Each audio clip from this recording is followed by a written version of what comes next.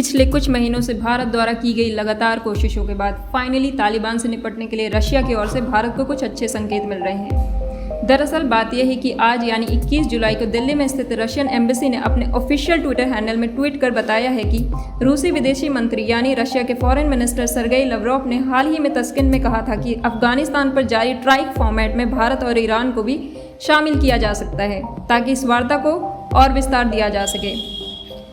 नमस्कार and welcome back to knowledge. इससे पहले कि मैं आपको इस ट्वीट की इंपॉर्टेंस बताऊं, आइए पहले जान लेते हैं कि ट्राइक फॉर्मेट जिसका रशियन एम्बेसी ने अपने इस ट्वीट में मेंशन किया है आखिर वो है क्या।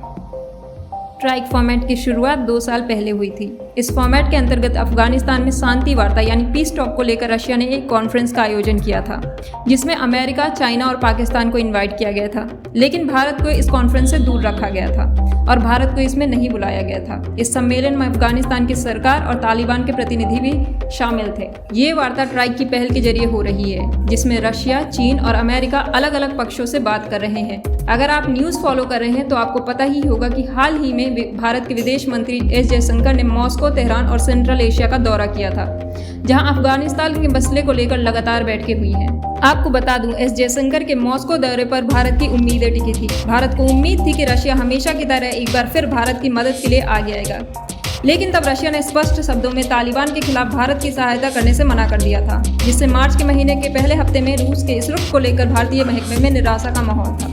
इसे लेकर भारत में काफ़ी चर्चा हुई थी, लेकिन भारतीय विदेश मंत्रालय ने इस पर तब टिप्पणी देने से इनकार कर दिया था।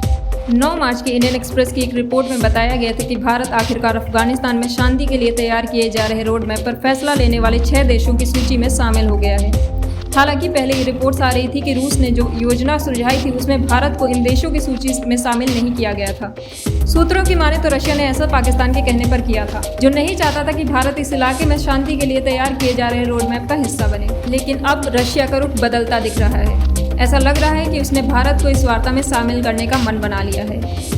21 जुलाई की इकोनॉमिक टाइम्स की एक रिपोर्ट में भी कहा गया था कि रशिया ने ईरान और इंडिया को पहली बार रूस, अमेरिका, चीन ट्राइक प्लस में बुलाया है। इन सब रिपोर्ट्स के बीच आज भारत में रशिया के डिप्लोमेट दिमित्री सोलोदोव ने एक ट्वीट पर लिखा है कि अफगानिस्तान में खराब होते हालात पर काबू पाने के लिए जरूरी है कि क्षेत्रीय सहमति बने और वार्ता किसी समाधान पर पहुंचे। रशिया और इंडिया अफगानिस्तान को लेकर कई तरह के मंचों पर गहराई से जुड़े हुए हैं।